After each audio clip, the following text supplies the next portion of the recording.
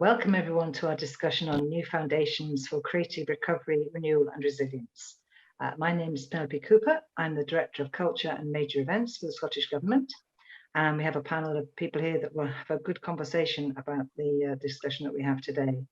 And after the last couple of years of emergency and disruption, it's a great opportunity to take stock of where we are, what we can do to ensure that we've learned from those difficult times and to build on this for the future. We're going to keep the conversation focused on what's changed and what that means we need to rethink in the creative economy as we go forward and rebuild our sector. And joining me today to discuss this important topic are key players in this important area. I'm going to ask them to introduce themselves, say a little of how they're helping to build these new foundations. And can we start with Lisa, please? Absolutely. Thanks very much, Penelope. And thanks very much to XpoNorth for inviting me to take part in a discussion of this nature, which is obviously extremely important. I run a company called Active Events, which has been running for 30 years, and essentially is an events management company and international agency looking after the live management of the careers of Scottish-based artists, booking their international tours, helping them with distribution deals, working with publicists and PR people. So we're really involved in all aspects of the live management of our artists' careers, including obviously booking their shows. But we also run two other projects. Scotland on Tour is an initiative which we have been working with the Scottish Government on and has been in response to the pandemic, and I can go into that in more detail, but it's currently on track to have delivered around 400 brand new concerts for Scottish artists across the whole nation in recognition of the fact that the majority of venues in 2022 were already full. So we've worked with communities and the voluntary sector across Scotland with Scottish Government support to deliver almost 400 new concerts. And I'm sure some people who are watching this panel will be aware of those concerts if you're not performing at them yourselves. We also run Showcase Scotland Expo and Showcase Scotland at Celtic Connections, which is funded by Creative Scotland with targeted funding. And what that means is it's there for strategic intervention and development of the international careers of Scottish-based artists. It's incredibly successful. It has an ROI of 349% for the musicians that it represents. And essentially, it recognises that in Scotland, unless we get our artists touring internationally, we will not have a professional music industry, because our nation, beautiful as it is very small, and it's therefore essential that we have international activities. So that's in essence what we can do, and I hope more of it comes out in the rest of the conversation. I'm sure it will, Lisa. That sounds great. Can I ask Clyde then, building on that, to introduce himself from Creative Scotland? Grand, yeah, thanks Penelope, and hi everyone. Yeah, my name's Clyde Gilmour.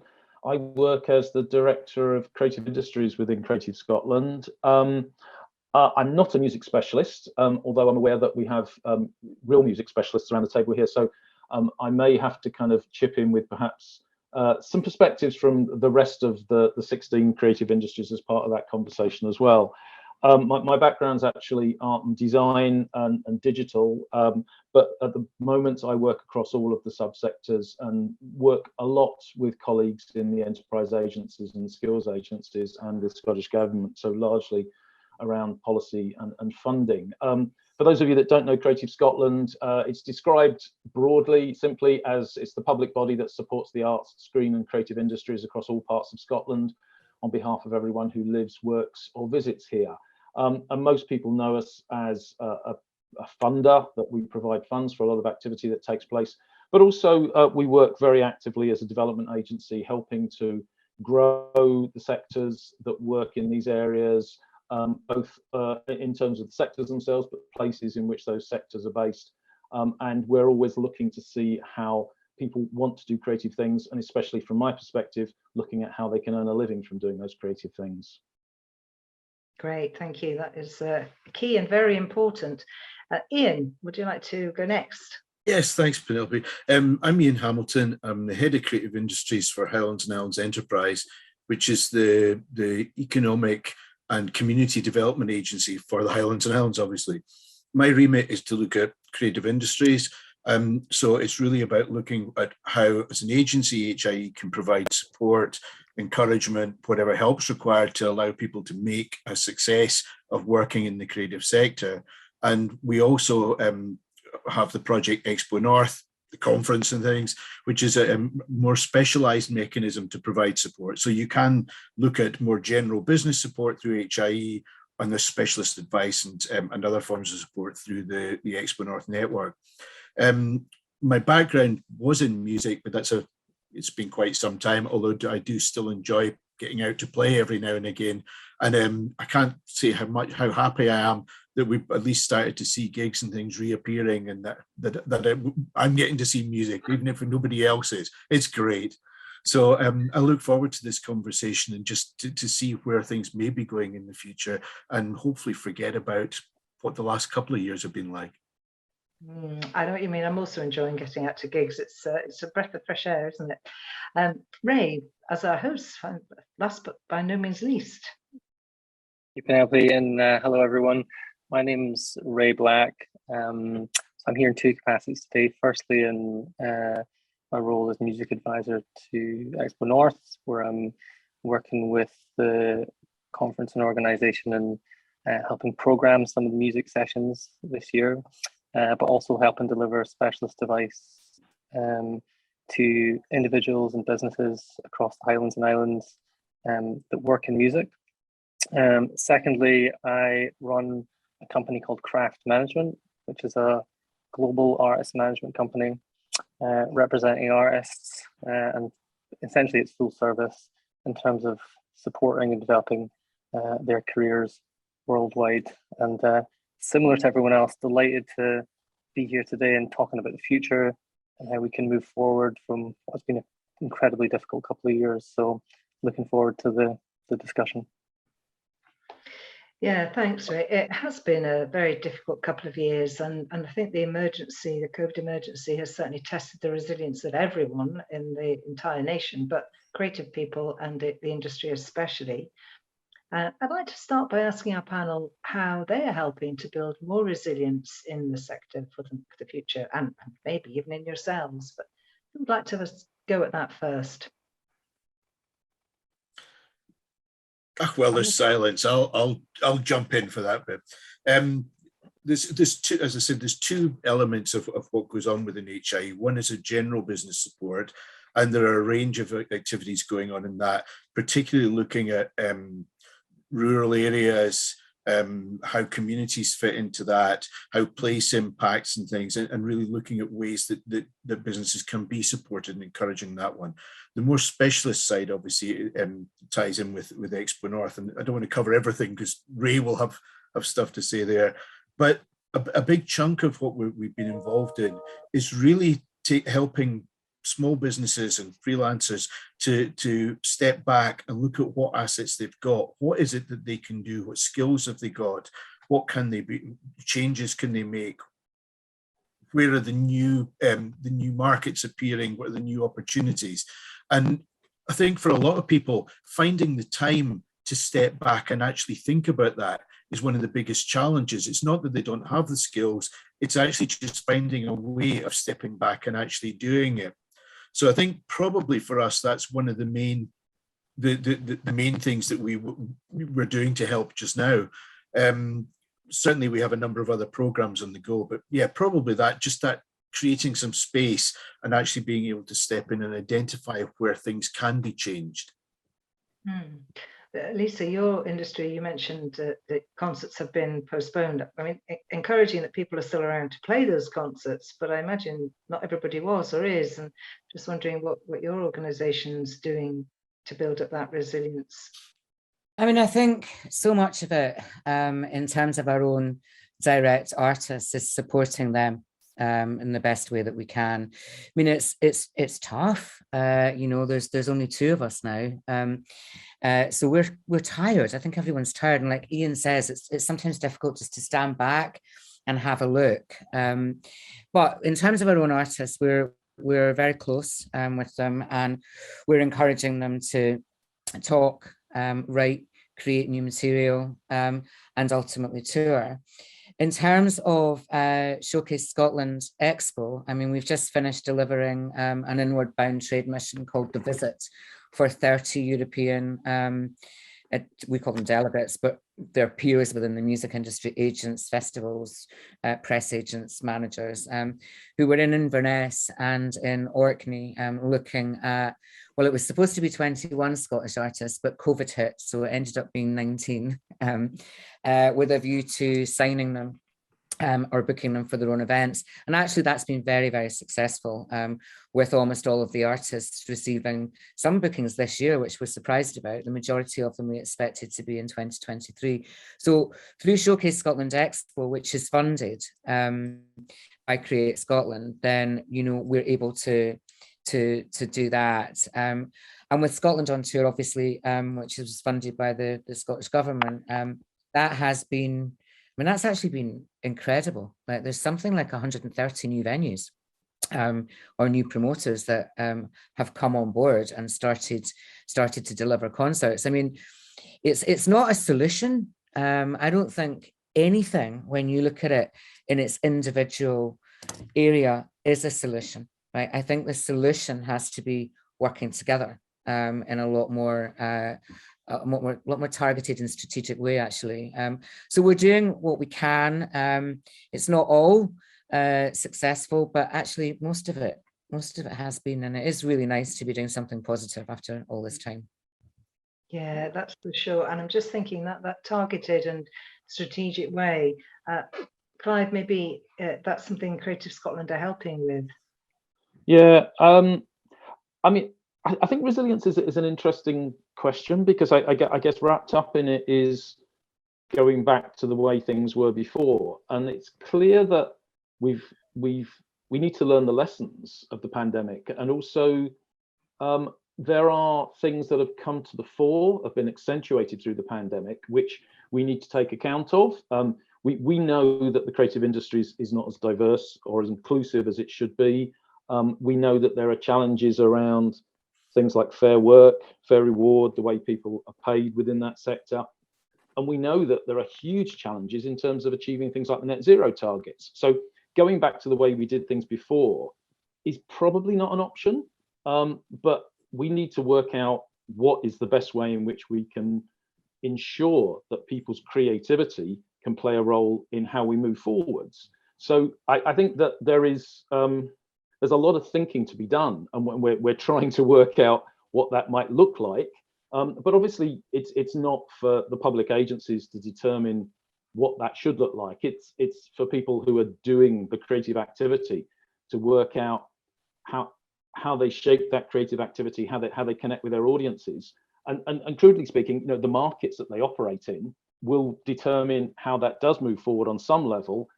Public sector intervention can help to shape that, to make sure that we do start to address some of those things that we feel are important around, you know, like I said before, the inclusion agenda, equalities, fair work, you know, all those things that we see as being essential to evolving a healthier creative sector. And, you know, we've seen that through the pandemic, as the pandemic has exposed to us a lot more of how the sector actually works, and what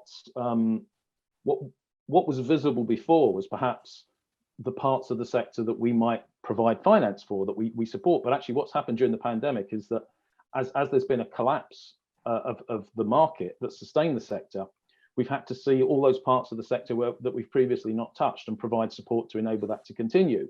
Now, as we move out of the pandemic, that has to turn back towards facing the market again. And that's going to be a bit of a struggle if the market is not yet ready for that. Plus, if we're layering on top of that all those expectations around a fairer, more inclusive environment, there are challenges there. So we have to work out how we can support what is needed in order to move forwards, rather than just going back to where we were before. I'm sorry, because I'm just jumping in ahead of Ray there, but I think it's probably worth highlighting is that a lot of the changes that were coming up, that have come up and have appeared, were actually the direction of travel pre-COVID. That there was a lot of the sector was having to acknowledge that there was changes coming, and that the demands of audiences and things and consumers were changing. the sad bit is that the COVID brought that to a head in a particularly abrupt and brutal kind of fashion. But what has become interesting is that some of the developments that you're starting to see come out of it have increased the pace of change that we were already seeing. Unfortunately, some parts of the sector have been particularly hard hit, because clearly something like live, which does involve people actually going out, that was always going to be particularly painful in that part. But I do think it's certainly worth at least remembering that a number of the changes that have appeared were on the cards pre-COVID. It's the abrupt, horrendous way that those were brought to a more speedy arrival that causes the main problem, I think, there.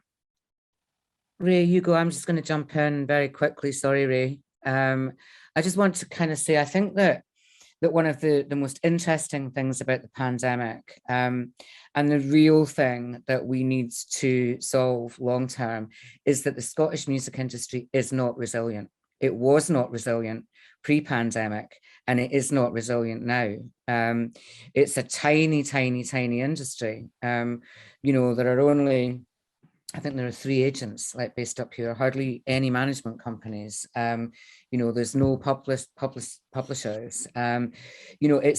It's really amazing, and actually so positive in terms of the support that we received from government and Creative Scotland, that there isn't any experienced industry left. And I think that's something that we really have to, bear in mind, recognise, acknowledge, and somehow find a way to make that industry more resilient, because that's the only way that things are really going to change for the better. Sorry, Ray, I just felt burningly passionate.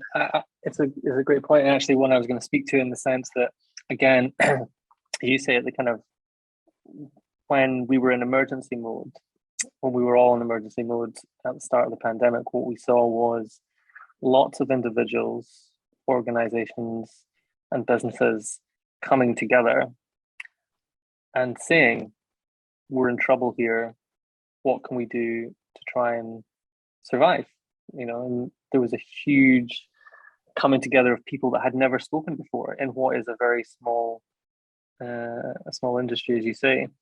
And I think that's one of the things when we talk about resilience going forward, is that individually, the organizations that exist in Scotland and work in the music industry can only have so much impact. But when they come together and start to create scale, we can start to talk about, well, there are so many organizations employing so many people on a freelance basis. Maybe we could actually be doing something to support those freelancers on a collective, larger scale, to help them be more resilient. And I think about the fact that when, over the last couple of years, things got really tough and organizations were coming together, they did amazing things together.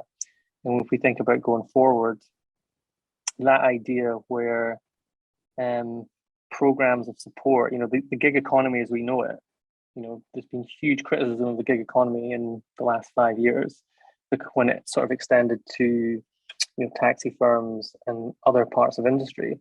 And they basically pushed back and said, no, we're not going to accept that sort of gig economy. We want it to be different. And I think that's the sort of thing that will need to change in music and the creative industries, is actually, maintain that freelancer status that gives you the ability to do lots of different things and be very creative, but also have the ability to be part of something bigger that actually maybe provides you a bit more protection when things get very difficult very quickly. Because if it happened again, I think you're right, Lisa, we're probably not much further forward in terms of a resilience position than we were at the start of the pandemic, because right now everyone's going back to doing what they did before. So, there's definitely some things we look at there to make things better.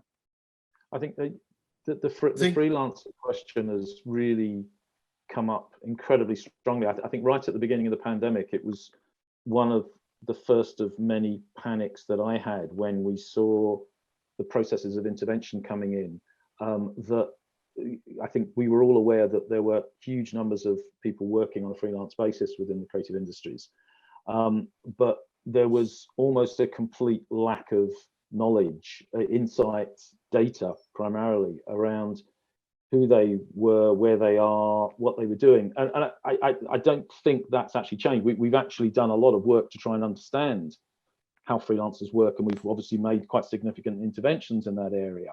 But because the nature of the creative industries and the creative sector as a whole is that you can have at one end of the spectrum somebody who is full-time employed, earning a salary, working within the sector, and at the other end you can have somebody that is completely passionate about their creative art form and trying to get some money to do it, and is perhaps earning a little bit of money each week by doing some of it, but they're all on that same spectrum. And it means that if you're trying to understand the full continuum, the full scope of the creative industry sector, you're trying to count people that have got real jobs, and you're trying to count people that are trying to affect and influence and do creative things, who are not yet economically active on the same level, but are really, really important to the way in which the sector works. And to try and track down those people and identify them and understand the role that they play is beyond most data capturing exercises that exist. So at the very beginning of the pandemic, I did a very quick and dirty report for government about freelancers in the creative industries. And I went through all of the available data that I could find. And the number of freelancers working in the creative industries in Scotland, I could find figures that went from 20,000 through to 180,000.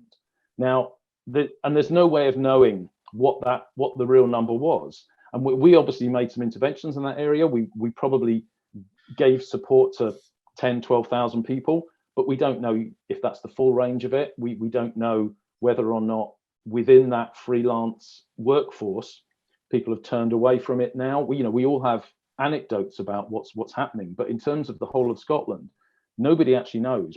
But we do know that prior to the pandemic, that was an extremely important part of the workforce. I think sometimes we talk about it as the kind of dark matter of the creative industries, in the same way as the universe is largely made up of dark matter, but nobody knows what it is.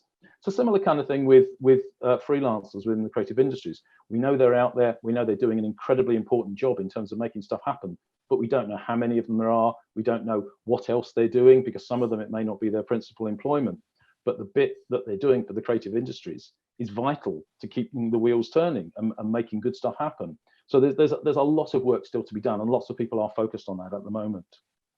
I think sorry. I think carry on, Lisa.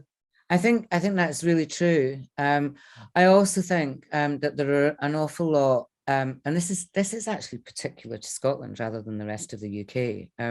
There are an awful lot of independent micro businesses out there, right, who, maybe they're not necessarily limited companies. They may be sole traders, they may be partners, they may be sole traders that sometimes employ freelancers, and that could be the managers, the press agents, the agents, the small micro businesses. And I think that connecting them, maybe thinking about some way that freelancers can be better supported and connected to then support those small businesses, is another way that we could perhaps, I think this is a really positive conversation, because, I don't want to go back to a world that was pre-pandemic. I don't, because the world has changed, and it has changed forever. The fact that we're even just doing this conference on Zoom is a statement in itself. It illustrates how much things have changed since COVID. So I do think that there needs to be creative and positive ways of connecting people that are plugging the gaps that are desperately needed. And surely we can come up with that solution somehow. Yeah, and I think there's two aspects to this, Lisa. You're talking about there's the resilience of the businesses, and there's the resilience of the individuals, and they're interconnected, aren't they? And so supporting the individuals and supporting the business, if we can find a way of getting that all to work together, that would be really helpful, because they absolutely have that symbiotic relationship. They need each other. Okay, I'm going to move us on, if I can, to think about something else that you mentioned, Lisa, actually, was about the international aspects. And the pandemic obviously had a huge impact. One of the biggest impacts, I think, for people was on that international travel and the expansion of possibilities and markets. And especially coming as it did so hard on the heels of Brexit and the removal of freedom to work and to travel abroad in Europe. So I'm just wondering how you see this change, if it's a permanent change or not, impacting the industry in the coming period, and what, if anything, we can do to improve that situation. So we're thinking positively, what are the things that we might be able to do? I don't mind who starts. Ray, do you want to start this one, or do you want me to start this one? We both work. Go for it, Lisa. Go for it. Okay, it's a very big question. International is so important, right, for Scottish-based artists. Like, it's absolutely critical. You know, as I said at the outset, we really would not have a professional music industry if we were not exporting our artists. Brexit has caused challenges. I think the biggest challenge of Brexit, actually, in retrospect, I mean, I predominantly work in the folk music genre, and that is like a huge cultural ambassador, right, for Scotland, and promotes cultural tourism and all those things. But I think you know, one of the main issues and challenges that we had was the European nations misunderstanding what the reality of Brexit was and choosing to book Celtic Irish artists instead of Celtic Scottish artists. And that has required a PR exercise from Showcase Scotland Expo, where this year we've started a new festival of Scottish music in Copenhagen, Berlin, Paris.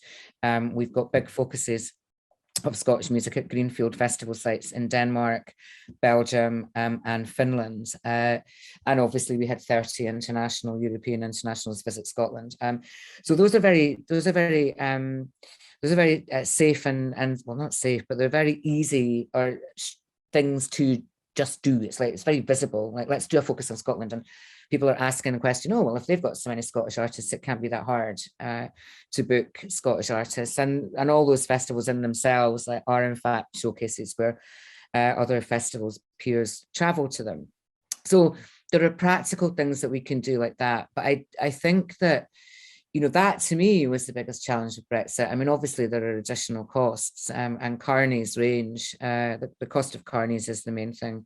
And they range, you know, from the small hundreds up to, you know, £20,000, depending on your equipment. But for the most part, a carney shouldn't cost much more than £400 for the year, which is not breaking the bank like for most artists. However, what is breaking the bank, and where the real challenge is the cost and unreliability of international travel, and the unreliability of, I mean, Ray, I'm sure, will tell you about Greece and their infamous visa change, which has just happened. But the cost of international travel and visas, and, you know, once you're in Europe, you then have the vehicle hire, which has increased, the rail travel, which has increased, the fuel, which has increased.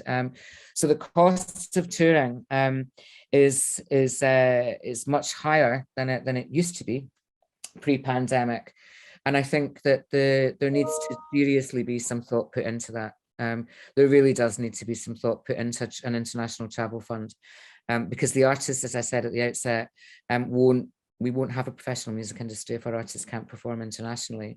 And all that brilliant work that, you know, we're doing, XpoNorth are doing, Wide Days are doing, to promote artists outwardly bound, to present Scotland as a welcoming, outward thinking nation, which is incredibly important and is so critically linked to culture, is threatened simply by what I think could be a travel fund, an international travel fund, that several other countries have, and I know that money is short, but I think that that's certainly something positive that we could be considering doing. Ray? So on the international front, I think there's a couple of things that are happening now. They were sort of in the post, kind of after Brexit, and obviously COVID was a completely different scenario when everything was shut down, but there are definitely, I think, less markets at the moment open to importing Scottish musical artists. And part of that is all the things Lisa has just been talking about. It's a constraint on artists' ability to go, and it's also a constraint on those countries to host them in some instances. And I think this is an area where we're talking about new foundations. I actually think there's loads of foundations already there which can help with this problem, in the sense that some of those territories globally, as Lisa's just been talking about, there are really strong links with Scotland already. Really strong cultural links that can be built upon, and sort of cross-country collaboration to basically start making these flows of music globally easier over the coming years.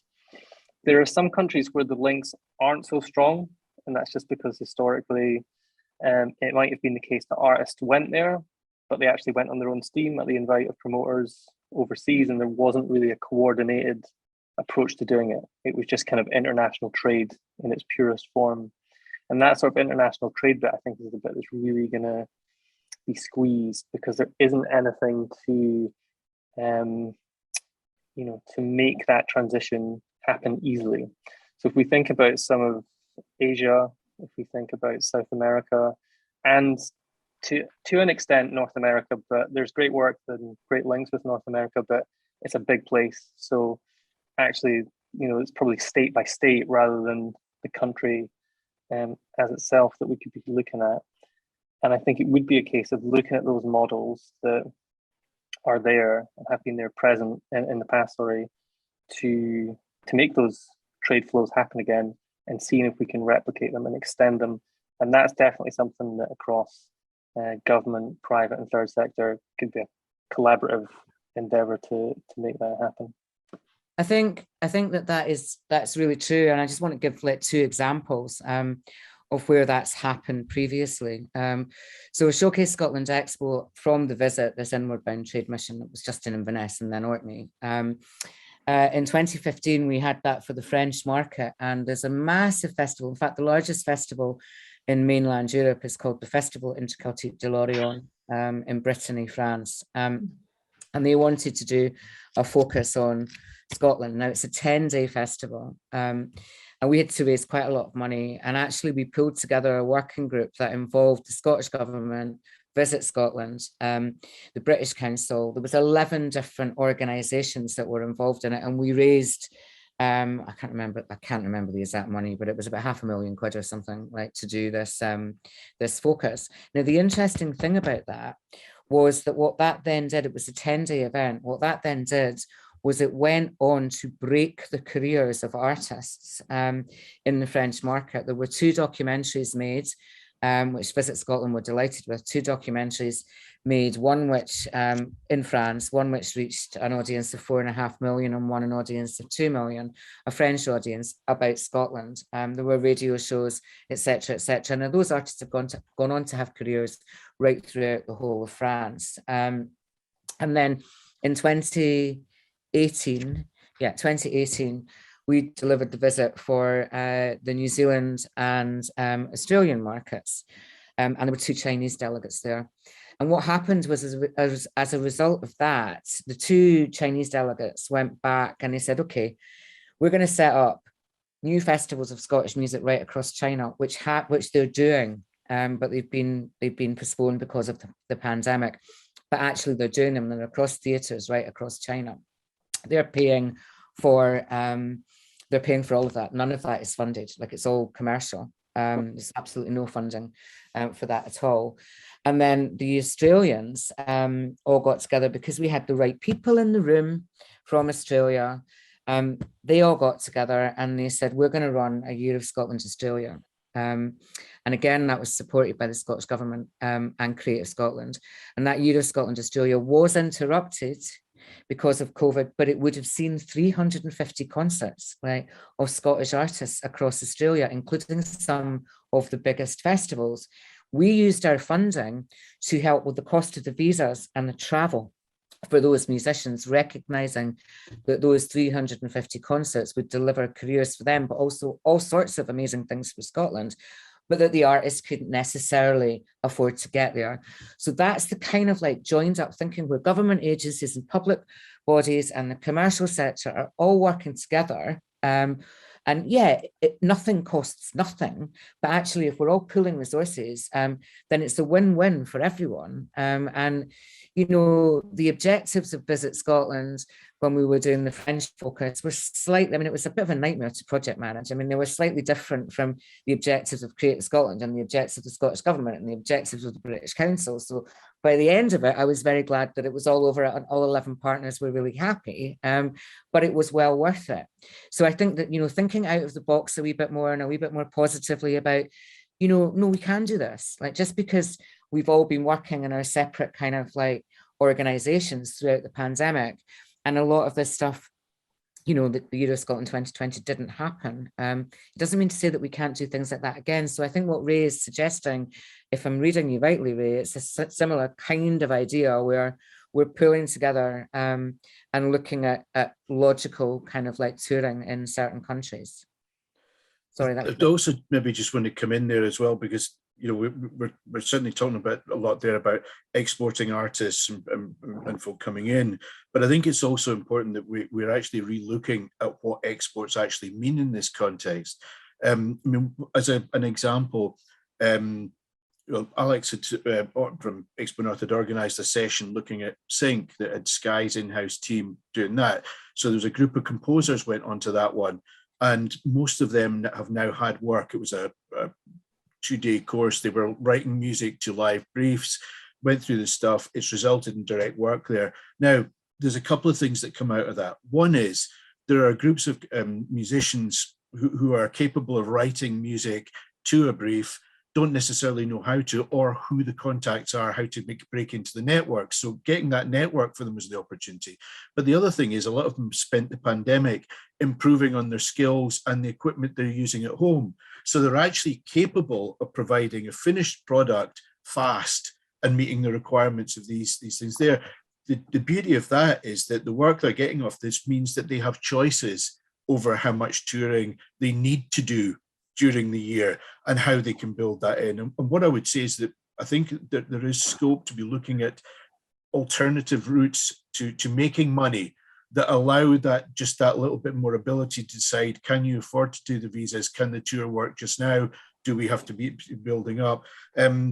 The other part to that is that there are also a number of musicians who are making reasonable livings now that are boosted significantly by looking at the crowd economy. How do you engage more effectively with this potential base who are interested in what you're doing? Now, if you take the traditional music, as Lisa's been talking about, you're looking at like a global market there of people who may never ever get to Scotland, but have a particular interest in certain kinds of music. And there are artists that we all know who are doing well, having built on that and actually using the opportunities we've got with the digital and the technology that's an offer to really engage with those and understand that consumer base. And it's about driving different kinds of revenues to the ones that they were looking at. So it's not about killing off touring or live, but it's about appreciating that we can create the circumstances that give people that choice on how they're going to develop their career. But I think we need to really think about what it is that we're exporting, and that we need to think more widely than, not that I'm knocking it in any way, but it's not just about taking the artists to and from a place. There are a range of other things there that we need to be supporting and encouraging and giving people the access to the markets and the networks that they require to develop that side of their business. That's a really interesting insight there, Ian. Clive, I don't know if you have any thoughts on this particular topic. I mean, I think in some ways, bow to the knowledge of Ray and Lisa, as and the direct experience that they have in making this work. And I think my colleagues in the music team are obviously a lot closer to the practicalities of making this work. I think some of the work that I've been doing in this area has been probably more focused on advantage for Scottish cultural activity on an international market, and how do we make sure we don't get sidetracked? And this is not really as significant in music as it is in some other sectors. How do we not get sidetracked into a service sector economy? rather than an IP generation economy. So I think Scotland has got really strong advantages in I guess what we would crudely call IP generation. So, you know, original content, people coming up with new ways of doing things creatively and culturally. We have to try and hang on to that, and that means the whole system from school through education, higher education, and the nurturing of talent and the platforming of that talent is absolutely vital to making sure that we can maintain that position globally. I think the skills agenda is important as well alongside that. But if we lose the generation of IP, of ideas, of creativity, then we lose something in terms of our ability to operate within those global marketplaces, and we become just another player in that space, rather than a player that's got a unique and distinctive and significant voice that is valued globally. So it's how do we hang on to that within all of this is really, really important. And like I say, music does well in that. There are other sectors across the range of the creative industries that maybe could be doing with more support in those areas. Yeah, I think Clive certainly raised some good points there. The IP part does matter. I mean, I think Lisa had mentioned the fact that we're not exactly drowning in publishers in Scotland, and so there's areas of the industry that we really could do with seeing strengthening in, because these will make a difference to it. And I think that the other thing is that, just looking back, you know, Brexit on its own would have had an impact. COVID made that 100 times worse. But if you look back 10 years, there was the bank crash, which did have an impact on ticket sales and things that were going on, even if it wasn't necessarily all the international ones. So every period of time, there are major events that are going to hit. And I think that what we really need to see going on in Scotland is just that increase of the diversity of how the industry's working, what's actually happening here, and seeing picking up these other opportunities and looking at how that IP can be exploited more effectively. Because that, again, coming back to my point, it's just about giving that resilience that allows people the choice, so that when we have another crash of whatever sort, something that will hit the economy inevitably in another 10 or 20 years, the industry's better prepared next time than it was this time to survive that and recover faster. Can I just ask why it is that there are so few publishers? Is it that what makes Scotland less attractive for them? I don't think oh, sorry. No, sorry, go ahead, Lisa. Yeah. I don't think it's not only publishers. It's that whole attraction to London, and unfortunately, retaining like key skills up here has not been easy. Like over the past 30, I've been running my business for 30 years. 30 years ago, the internet didn't exist. I mean, people that are watching this panel will probably be like that, oh my God, you're really old. But I can remember it, Lisa. So a lot of people did naturally gravitate towards London, and they're at the top of their game, but they haven't come back up. So in terms of like being the mentors and the peers and the drivers, like for younger people coming into the industry, we haven't really benefited from that.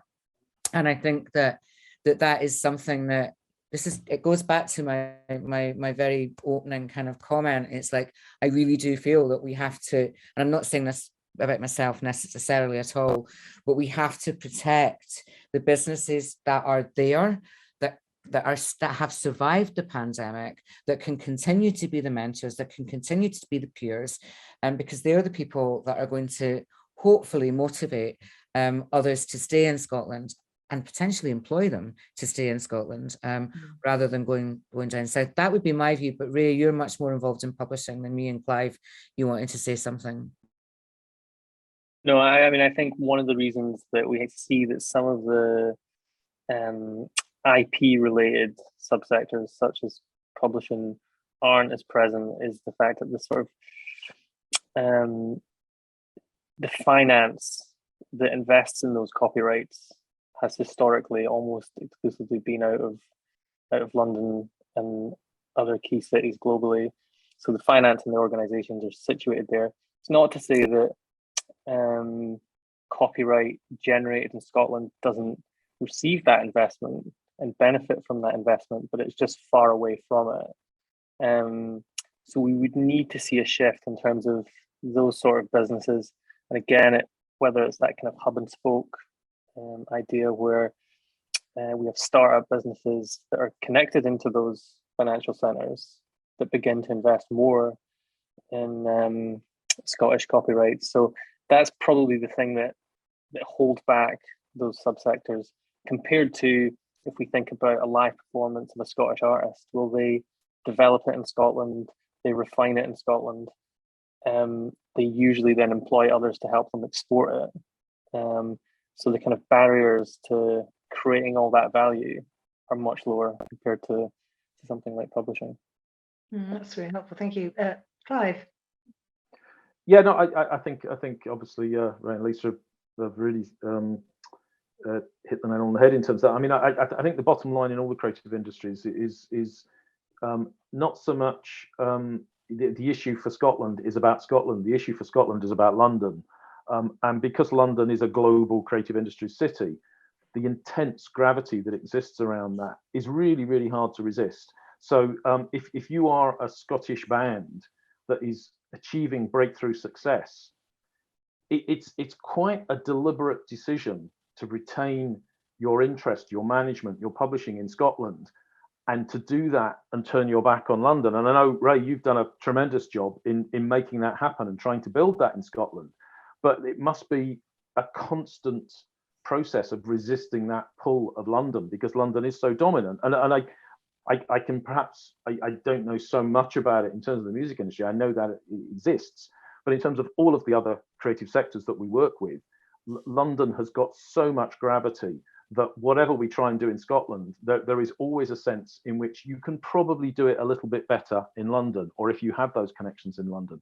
So a lot of bands that we know of who sing with a Scottish accent, who are emblematically Scottish, are in effect London bands. They have London management, they have a London address, they're accountants in London. So the whole process is managed through London. And actually we have to find ways in which we can build on the kind of work that Ray and Lisa are doing to establish a strong sense of value and attached to that wealth generation around creative practice in Scotland. And I think we as public agencies need to play a role in that, but we have to take that lead from the people that are doing the work on the ground and actually nurturing that talent. That brings to another thought, actually, in terms of talent that has left the business and talent that may not be attracted to the business. And how do we keep that talent? Lisa, you were talking about that joins and then is sucked into London. How do we keep them in Scotland? So how do we help recover the industry and generate that talent? What do we need to do? Ian, maybe you've got some thoughts. Yeah, well, one of the things that I think that's really clear in this is that we need to look at the skills that folk have and see what additions they're requiring in that. And we know from not particularly music, but just in general, digital skills are somewhat lacking in many parts and very often need to be developed further. But I think one of the most important parts for me would really be about creating the networks that are national and international that give people access to the contacts they need, that give them access to market opportunities, that give them access to knowledge and skills they might not have within their own business. And to me, this is one of the parts is if everything closes down, that ability to travel and meet has disappeared. Well, the internet does provide us an opportunity. It might not be as good as meeting face to face, but I think it's really important that these networks and the connections are built up.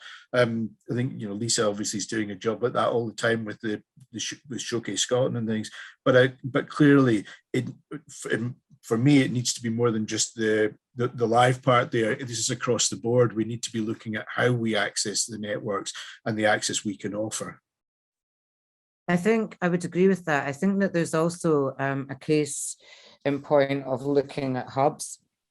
And I know that when we started, I started active events on the Enterprise Allowance Scheme with the Prince's Trust, and I earned nothing. I was still earning £100 a week after 10 years, and then suddenly started playing some better bands. No, I'm kidding. But essentially, when in those 10 years, there was a hub. It was a wee office, and Soma Records were in that hub, Deacon Blues Management were in that hub, NVA were in that hub, and we were in that hub. And it was really supportive, very, very supportive, and we still all work together and know each other and support each other today. But as I say, I think that support for those peers and those freelancers and those skilled production managers or tour managers, I think investing, and I'm reluctant to use the word investing, because I think there has been so much investment from the Scottish Government and Create Scotland over the past 2 years, and I know that budgets are tight. We're getting told that by the BBC every day. but I do think that looking at investment in your own talent pool, particularly in those that can then inspire or re-employ, would help with the London Drain game. That's my personal feelings. Any other thoughts?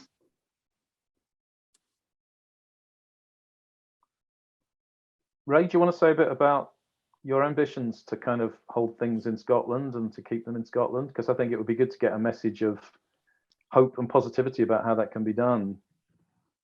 Well, I think on the talent retention and also bringing talent into the industry, there's something for me around kind of every organization that has a certain scale, that has the ability to do that, to kind of look at itself and say, what are we not doing that we could be doing, particularly at this juncture? Because we were saying earlier, everyone is very busy at the moment, and everyone wishes they had more resource to deploy to meet their goals.